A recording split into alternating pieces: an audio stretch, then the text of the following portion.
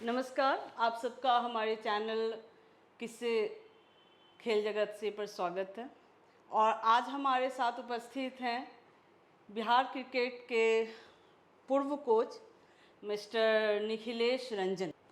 जैसा आप सबने देखा कि हमारी जो प्रीवियस इंटरव्यू है उसमें पता चलता है कि बिहार क्रिकेट एसोसिएशन में काफ़ी भ्रष्टाचार है, जिसकी वजह से जो हमारे डिजर्विंग कैंडिडेट्स हैं, डिजर्विंग प्लेयर्स हैं, वो आगे नहीं बढ़ पा रहे हैं। तो आज हम एक कोच का व्यू लेते हैं और जानते हैं कि क्या इंफ्रास्ट्रक्चर है बिहार में क्रिकेट के डेवलपमेंट के लिए, क्या टैलेंट है और इस टैलेंट का इनको क्या प्रोस्पेक्ट नज़र आता है। तो स्वागत है आपका मिथिलेश जी हमारे चैनल पे। देखिए, मैं बिहार क्रिकेट एसोसिएशन की बात हो रही है और जहाँ तक व्यवस्था, प्रॉस्पेक्ट और जो भी इंफ्रास्ट्रक्चर है, टैलेंट की बात है, तो मुझे कहने में कहीं कोई गुरेज नहीं है कि बिहार में जितने टैलेंट हैं, इतने सारे टैलेंट हैं और इतने सारे अच्छे बच्चे हैं जिनको अगर उचित प्लेटफॉर्म और प्रॉपर अगर इंफ्रास्ट्रक्चर एक सिस्टम बनाया जाए तो यहाँ के बच्चे आपको कंट्री और जितने भी बड़े टूर्नामेंट में जो भी आप मैचेस देखती हैं वो यहाँ के बच्चे खेलने के लायक हैं, इसमें कोई संदेह नहीं है। लेकिन दुर्भाग्य ये है कि बिहार जब से झारखंड के अलग होने के बाद और आज भी 2022 हो चुके हैं, 20 सालों में बिहार को जिस जगह पे जाना चाहिए था, दुर्भाग्य है कि बिहार अभी भी हम लोग 20 साल पहले खड़े हैं। क्रिकेट में हम लोग कहीं भी स्टैंड नहीं कर रहे देखिए, हैं। 20 साल की आप बात कर रहे हैं तो झारखंड भी पहले बिहार का हिस्सा था और झारखंड से हमारे धोनी जी जो हैं वो काफ़ी मतलब अच्छा परफॉर्म किए, अपना नाम बनाया, पहचान बनाया क्रिकेट जगत में। तो बिहार के बच्चे इतने पीछे कैसे हो गए कि 20 साल का फ़र्क आपको समझ में आ रहा है? नहीं, पहले जब कंबाइंड बिहार था तब हेडक्वार्टर जमशेदपुर हुआ करता था, तो उस समय टाटा का एक अपना व्यवस्था था, उनका अपना सिस्टम था, टाटा का वहाँ पे डोमिनेशन ज़्यादा था, तो उनके द्वारा एक सिस्टम बनाया हुआ था, एक बिहार क्रिकेट एसोसिएशन पहले से रन करता आ रहा था। तो और हेडक्वार्टर जमशेदपुर में था और जब झारखंड अलग हुआ तो हेडक्वार्टर जो था वो नाम चेंज हो गया और बहुत सारे डिस्प्यूट हो गए बीच में कि नया स्टेट बनना था झारखंड, तो उनको नया एफिलिएशन मिलना चाहिए था, लेकिन यहाँ उल्टा हो गया कि बिहार क्रिकेट एसोसिएशन को नया एफिलिएशन की ज़रूरत आन पड़ी और तब से लेकर आज तक वो एसोसिएशन की लड़ाई चलती रही कई सालों तक। स्टार्टिंग में 3 एसोसिएशन एफिलिएशन की लड़ाई लड़ रहे थे। जब एफिलिएशन मिलना चालू हुआ तब से लोग आपस में लड़ना चालू कर दिया और ये स्थिति आज के डेट में भी बनी हुई है। खेल के विकास से ज़्यादा अपनी कुर्सी बचाने की प्रक्रिया में लोग ज़्यादा नज़र आते हैं, बनिस्बत कि खेल का विकास कैसे हो इस पे किसी का ध्यान नहीं जाता। देखिए, तो दुर्भाग्य है बिहार का कि टैलेंट, मैं बोलूँगी कि बिहार में हर क्षेत्र में अच्छा करने के लिए बच्चों में है, लेकिन हर क्षेत्र में ही बिहार जो है, जो नीतियाँ हैं यहाँ की, उसकी वजह से, इंफ्रास्ट्रक्चर की वजह से परफॉर्म नहीं कर पा रहा है टैलेंट होते हुए भी। टैलेंट की मैं बात करूं, बिहार का एक लड़का है जो अपने पहले रणजी ट्रॉफी मैच में ट्रिपल सेंचुरी मारा है। मोतिहारी का लड़का है जो सकीबुल गनी, जो ये पहला लड़का है जो फर्स्ट क्लास डेब्यू मैच में 350 रन बनाया है। तो ये हम लोग के लिए ये समझने की ज़रूरत है कि हमारे पास टैलेंट की कमी नहीं है। मैं मानता हूँ वो उसने मिजोरम के अगेंस्ट मारा है, मैं जिस व्यवस्था की बात कर रहा हूँ, अपॉर्चुनिटी की बात कर रहा हूँ, आप कह रही हैं। तो जैसे मैं बता दूँ कि आज वो लड़का 300-350 डेब्यू में मारा है, लेकिन उसका रिकॉग्निशन, ठीक है वो बनाया है, उसमें टैलेंट है, सब कुछ है, लेकिन ऊपर खेलने के लिए हमारे लड़कों को एलिट ग्रुप में जब तक अच्छे मैचेस खेल करके वहाँ परफॉर्म नहीं करेंगे, नए स्टेट मिज़ोरम, अरुणाचल, ये सब टीमों के अगेंस्ट आप परफॉर्म करते रहेंगे तो उसका बहुत ज़्यादा प्लेयर के लिए कोई फ़ायदा नहीं हो पाता। उसका पर्सनल रिकॉर्ड बनता है, लेकिन डेवलपमेंट के लिए, ऊपर खेलने के लिए बहुत ज़्यादा उस पर कोई तवज्जो नहीं दी जाती है। जब लास्ट में जैसे कि हमारे कप्तान आशुतोष अमन ने बिशन सिंह बेदी का रिकॉर्ड तोड़ा। अभी तक रणजी ट्रॉफी इतिहास में सबसे ज़्यादा विकेट एक सीज़न में बिशन सिंह बेदी साहब का था, उसने, आशुतोष अमन ने उनका रिकॉर्ड तोड़ा, लेकिन उनको क्या खेलने को मिला?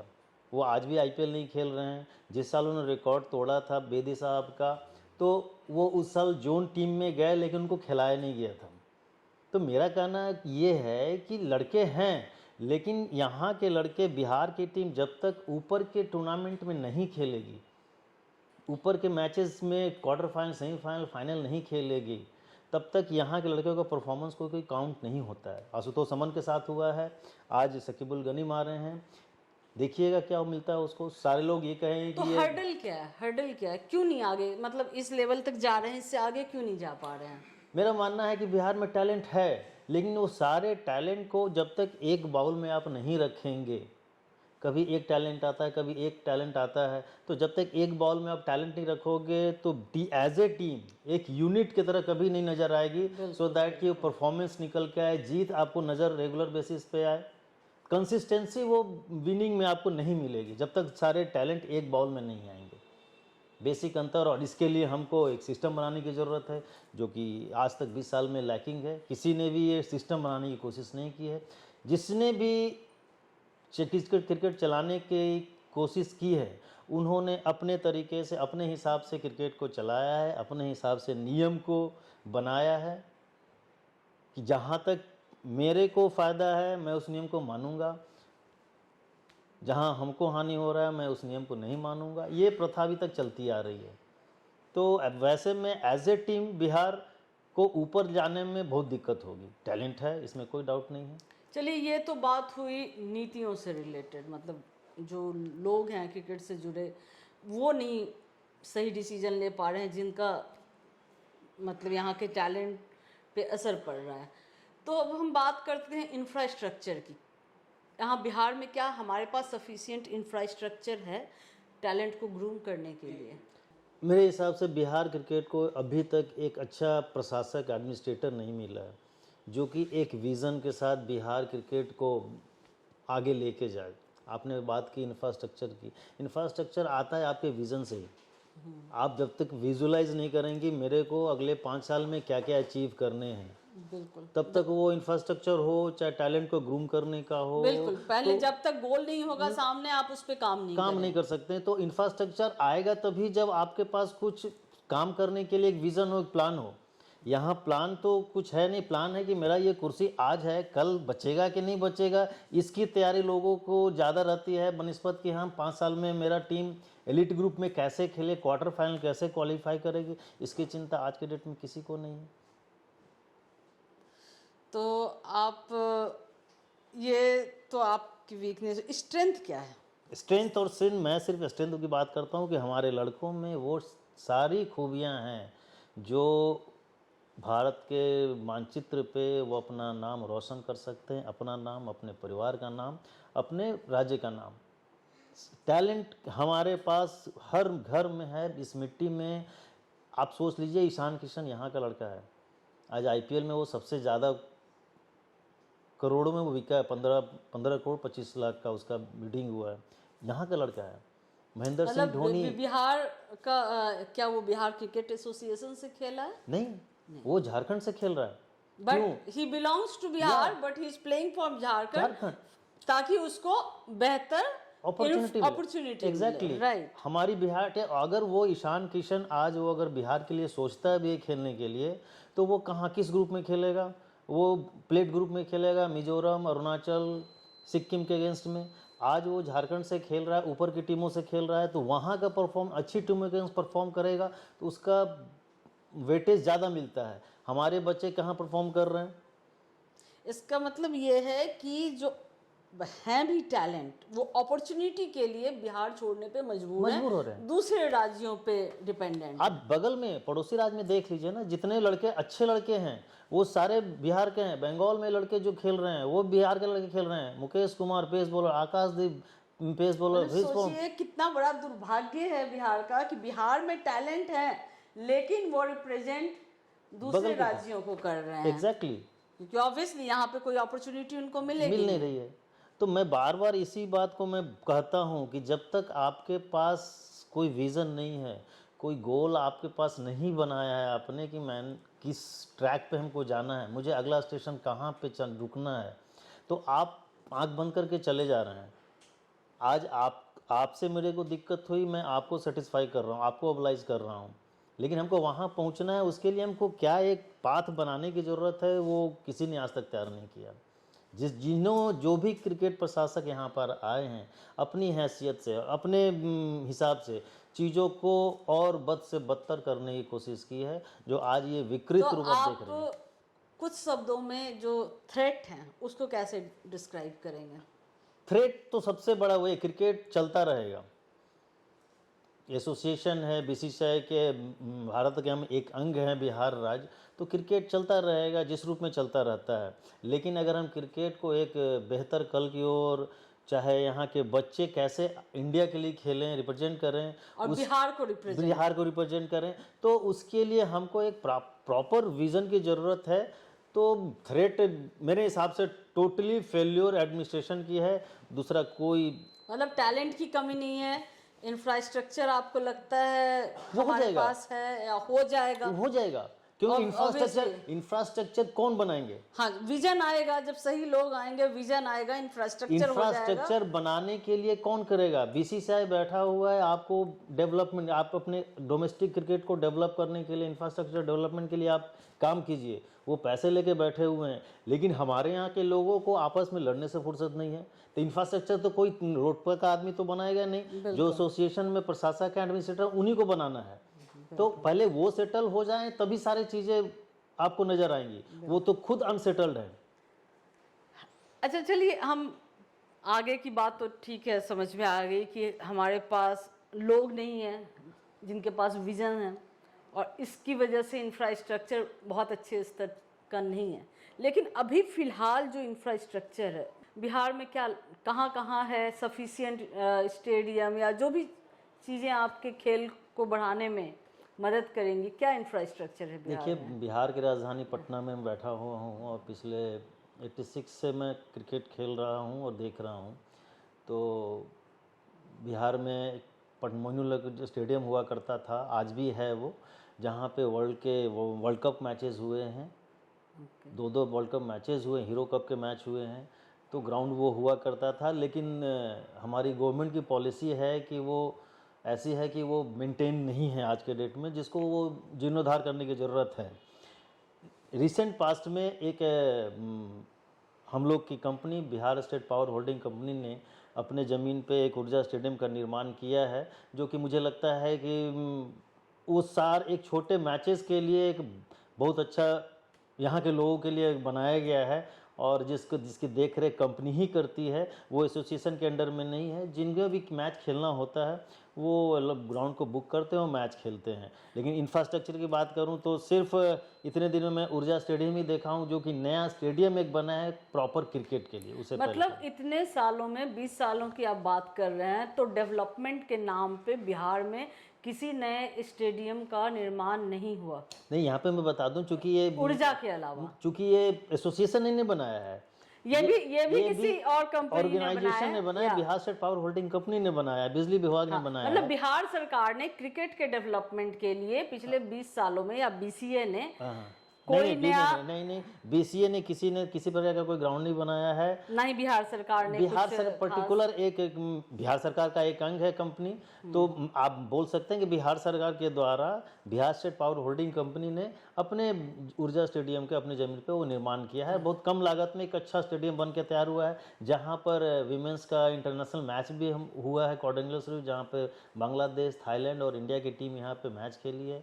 और बिहार को जब मान्यता मिली, और तो ऊर्जा स्टेडियम में जूनियर क्रिकेट चाहे 16 हो, 19 हो, 23 हो, बहुत सारे मैचेस का यहाँ पे आयोजन किया गया है। तो मैं इतना ज़रूर कहूँगा कि बिहार को जब मान्यता मिली तो लकली होल्डिंग कंपनी ने एक ऐसा स्टेडियम दे दिया कि थोड़ी इज्जत बिहार की बच गई, ताकि बाहर के लोगों में ये हो कि बिहार में कम से कम एक ग्राउंड है कि जो ग्राउंड है जहाँ पे अच्छे मैचेस कराए जा सकते हैं। इतनी पहचान जरूर मिल गई thanks to holding company. And मतलब बिहार में पटना के अलावा कहीं और इस स्तर का स्टेडियम इस स्तर का नहीं, मतलब छोटे छोटे जगह से, जिलों से जो डिस्ट्रिक्ट एसोसिएशंस हैं, उनके पास प्रैक्टिस करने के लिए, बच्चों को, नए टैलेंट को तैयार करने के लिए जो इंफ्रास्ट्रक्चर होना चाहिए वो फिलहाल नहीं है। हमारे पास एसोसिएशन को अगर ट्रायल मैच कराने होते हैं, इवेंट ट्रायल चयन कराना होता है, जब 400 लोगों को बुलाते हैं ट्रायल कराने के लिए, तो भी किसी एकेडमी में कहीं जाकर हायर करते हैं, उनको पे करते हैं कि मेरा से ट्रायल कंडक्ट कराना है। तो ये तो दुर्भाग्य है कि हमारे एसोसिएशन के पास एक चयन प्रक्रिया के लिए भी एक जगह नहीं है जहाँ पे वो लड़कों को बुला करके चयन कर सके। और झारखंड जो हमारा पड़ोसी राज्य है, वहाँ पे ये सारे सिस्टम हैं, आपकी इंफ्रास्ट्रक्चर। जानकारी के लिए बता दूं, झारखंड रांची में पहले क्लीन स्टेडियम हुआ करता था, वहाँ इंटरनेशनल मैचेस थे। रांची में प्रॉपर एक स्टेडियम हुआ करता है जहाँ रणजी ट्रॉफी मैचेस हुआ करते थे, जहाँ पे हम लोग मैच खेले थे। धनबाद में मैचेस ग्राउंड था जहाँ पे हम लोग रणजी ट्रॉफी मैच खेलते थे। रांची में तो एक बड़ा स्टेडियम, इंटरनेशनल स्टेडियम बन के तैयार हो चुका है कई सालों से। कई मैच वहाँ टेस्ट वेन्यू हो चुका है रांची। अब नया एक और बोकारो में उससे भी बेहतर स्टेडियम बनने की प्रक्रिया चालू हो गई है और झारखंड में स्टेडियम की कमी नहीं है तो मैचेस। देखिए, ये हमारा दुर्भाग्य है कि झारखंड जो कि बिहार का ही एक हिस्सा हुआ करता था, वो अलग हुआ और आज की डेट में वहाँ कई इस स्तर के स्टेडियम हैं जहाँ क्रिकेटर्स को, नए टैलेंट को ग्रूम किया जा सकता है। लेकिन बिहार में सिर्फ एक ही स्टेडियम है। एक जो स्टेडियम मैं बता है, दूं, एक स्टेडियम और है जो कि बिहार सरकार के द्वारा निर्माण चल रहा है, जो कि राजगीर में है।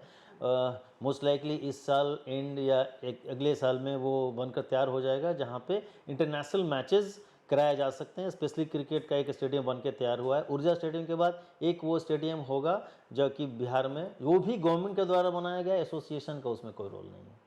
तो देखिए, फिर भी इस लेवल पर भी डेवलपमेंट के लिए 20 साल लग गए बिहार को, और दूसरे राज्यों में इतने ही वक्त में बहुत सारे डेवलपमेंट हो गए। Exactly. तो इसका असर जो डेवलपमेंट की रेट है बिहार में खेल के क्षेत्र में, मतलब ये तो क्रिकेट है और दूसरे भी खेलों में, तो गवर्नमेंट उस तरह से मतलब खेल खिला तो नहीं है।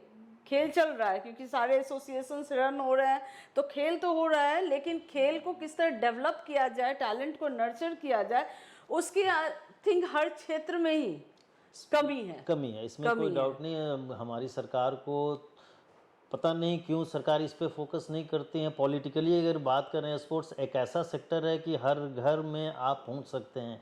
हर घर में सपना देखने वाला बच्चा होता है जो कि कहते क्रिकेट खेले, चाहे फुटबॉल खेले, चाहे हॉकी खेले, बैडमिंटन खेले। तो सपने हैं आज के डेट में, वो नहीं कि सिर्फ पढ़ाई करके ही आप कैरियर बना सकते हो। स्पोर्ट्स एक ऐसा जरिया है जहाँ पे गवर्नमेंट को देखने की ज़रूरत है। स्पेशली बिहार में मैं देख रहा हूँ कि हमारी सरकार स्पोर्ट्स में, ये पहला देख रहा हूँ राजगीर में जहाँ पर स्पोर्ट्स को लेकर के थोड़ा सा काम नज़र आ रहा है। उससे पहले अभी तक नज़र नहीं आया था। आई थिंक ये कि स्पोर्ट्स यूनिवर्सिटी लॉन्च कर रहे हैं। एग्जैक्टली, स्पोर्ट्स यूनिवर्सिटी भी लॉन्च हो रही है और क्रिकेट स्टेडियम बन रहा है। तो भगवान करे कि बिहार सरकार और इसमें आगे बढ़े। लेकिन साथ ही साथ चूंकि ये बीसीसीआई और जो ये चैनल है बीसीसीआई एसोसिएशन और स्टेट एसोसिएशन का, उसमें गवर्नमेंट का बहुत ज़्यादा रोल होता नहीं है। ये ऑटोनोमस बॉडी होती है बीसीसीआई। तो हमारे एसोसिएशन, बिहार क्रिकेट एसोसिएशन को स्टैब्लिश होना बहुत ज़रूरी है। तो जब तक यहाँ बीसीए में चेंजेस नहीं आएंगे, तब तक आप मानते हैं कि बिहार में क्रिकेट का डेवलपमेंट नहीं हो पाएगा? बीसीए में चेंजेस होते आए हैं, नहीं होते हैं, मानसिकता, विजन की बात आपको अपनी मानसिकता बदलनी होगी। हाँ। अपनी चाहत को थोड़ा सा, मैं जिसको बिहारी भाषा में बात करूं अगर, तो जब झारखंड बटा और बिहार का जन्म हुआ, जब बिहार का जन्म हुआ तो एक नवजात शिशु की तरह था। आप नवजात शिशु को माँ किस तरीके से पालती है ये किसी को बताने की ज़रूरत नहीं है।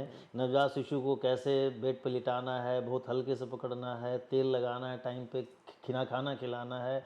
एक बार नवजात जब बड़ा होकर युवा अवस्था में चला जाता है तो उसका रूटीन थोड़ा गड़बड़ भी होता है, तो कोई परेशानी नहीं होती है, बच्चा ग्रोथ करता रहता है।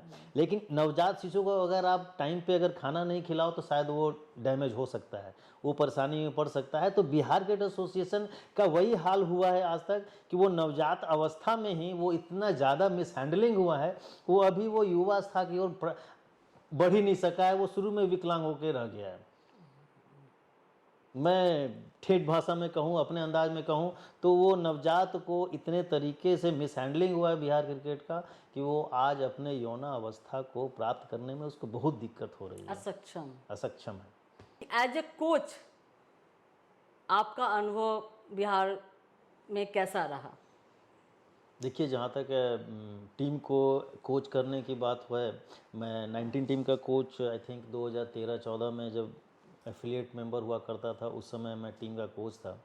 और 2019 में जब नई कमेटी बनी, बीसीसीआई सुपरवाइजरी कमेटी आकर, उस समय भी मैं कोच था रणजी ट्रॉफी सीनियर टीम का। तो कुव्यवस्था की बात मैं करूं और कैसे होता है कि न विजय हजारे ट्रॉफी में बीच टूर्नामेंट में न कोच न कैप्टन, बिना किसी के कंसेंट के टीम चेंजेस कर दिए जाते हैं, तो जिसका असर टीम परफॉर्मेंस पे ही पड़ा था। तो उस साल पूरा रहा। फिर इस साल में दुर्भाग्य देखिए कि बिहार क्रिकेट की कुव्यवस्था का आलम यह है कि इस साल जब टीम अनाउंस हुआ, पहले मुश्ताक अली ट्रॉफी स्टार्ट हुआ, उस समय तरुण कुमार कोच बने।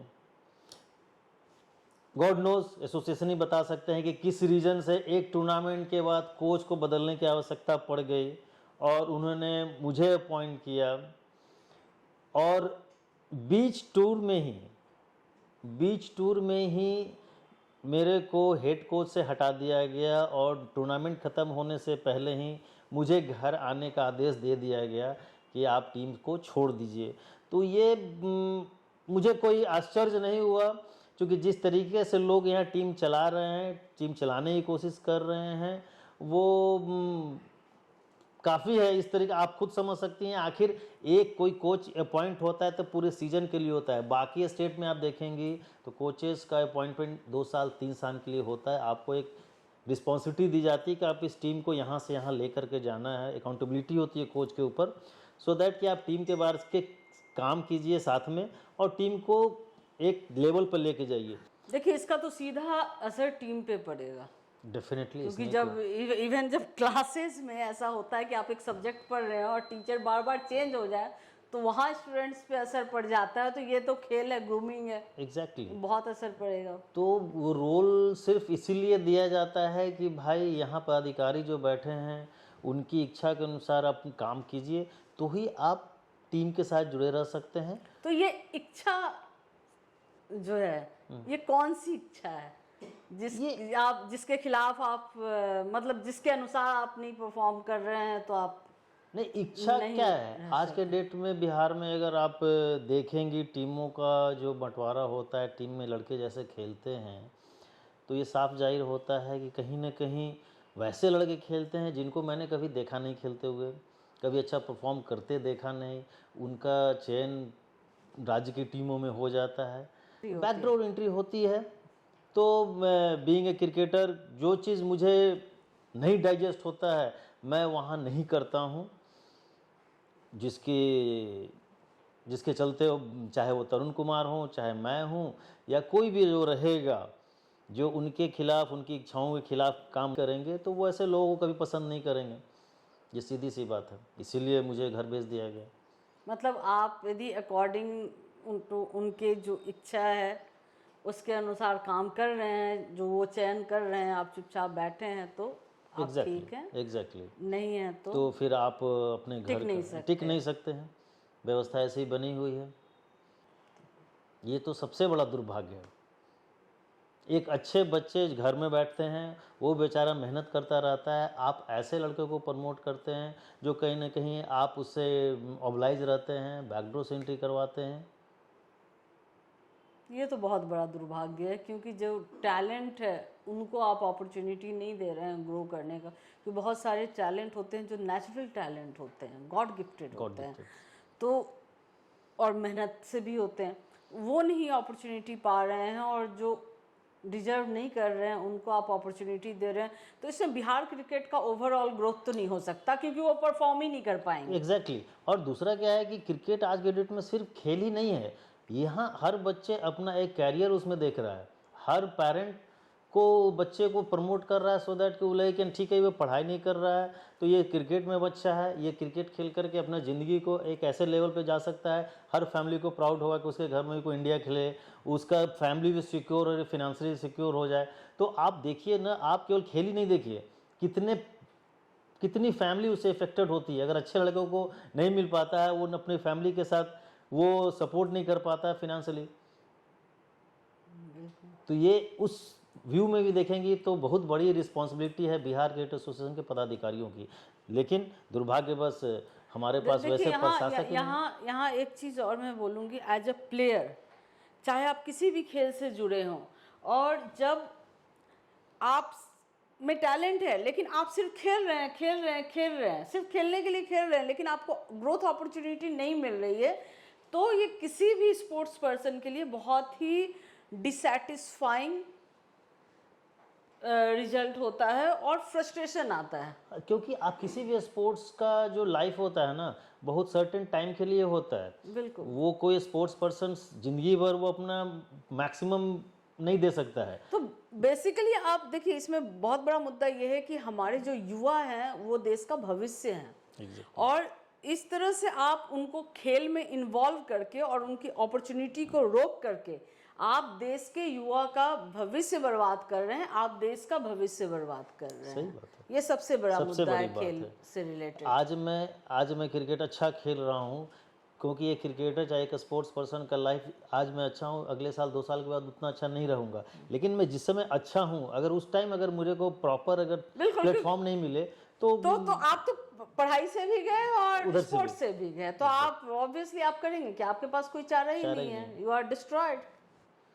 तो ये तो मतलब बहुत ही बड़ी दुर्भाग्य है, और जिसका बहुत सारे खिलाड़ी मुझे लगता है सामना कर रहे हैं, क्रिकेट ही नहीं, हर सारे खेलों में।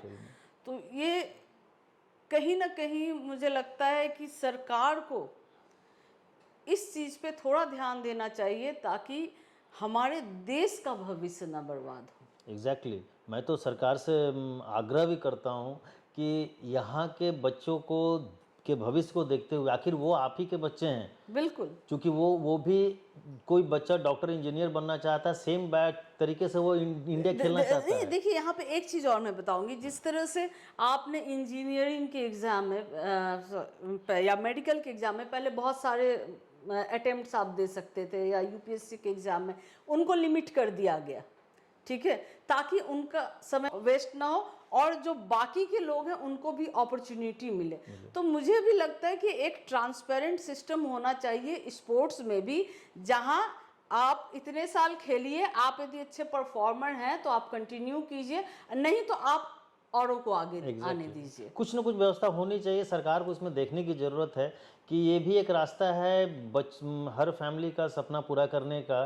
क्रिकेट एक जरिया है बच्चों अपना फ्यूचर सिक्योर करने का, तो उसमें भी कुछ व्यवस्था ऐसी हो जिसमें पारदर्शिता हो कि हाँ हर बच्चे को प्रॉपर अपॉर्चुनिटी मिले और 2 साल 3 साल ट्राई करके उसको समझ में आए कि मैं डिजर्व करता हूँ, मैं आगे जा सकता हूँ, करियर बना सकता हूँ या नहीं बना सकता हूँ। एक स्पोर्ट्स पर्सन को वो चीज़ क्लैरिटी मिल जाए ताकि वो अपना वक्त और जाया ना करे, कहीं और कंसंट्रेट करे, क्योंकि ये ऐसी एज है जहाँ पे आपको करियर पे कंसंट्रेट करना होता है।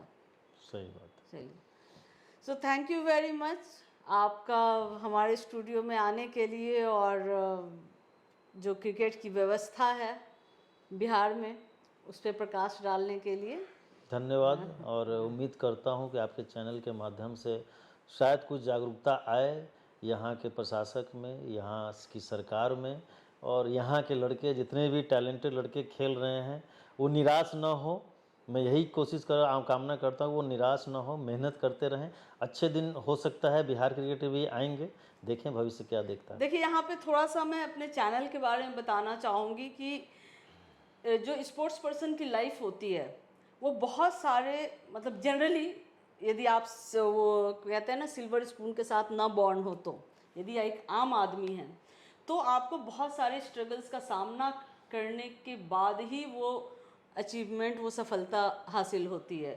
तो ये जो स्ट्रगल है वो आसान नहीं होता, और इसका किसी को पता नहीं होता वो किस स्ट्रगल से गए हैं, और कई बार उन स्ट्रगल के दौरान में लोगों को हेल्प की ज़रूरत होती है, बट उनके पास कोई ऑप्शन नहीं होता, वो अथॉरिटीज़ के पास नहीं जा पाते, वो मीडिया उस चीज़ को कवर नहीं करती। तो मैं एक ये प्लेटफॉर्म देना चाहती हूँ उन खिलाड़ियों को जो किसी भी तरह के स्ट्रगल का सामना कर रहे हैं, तो वो हमारे चैनल पे आएँ, अपनी स्टोरी बताएं।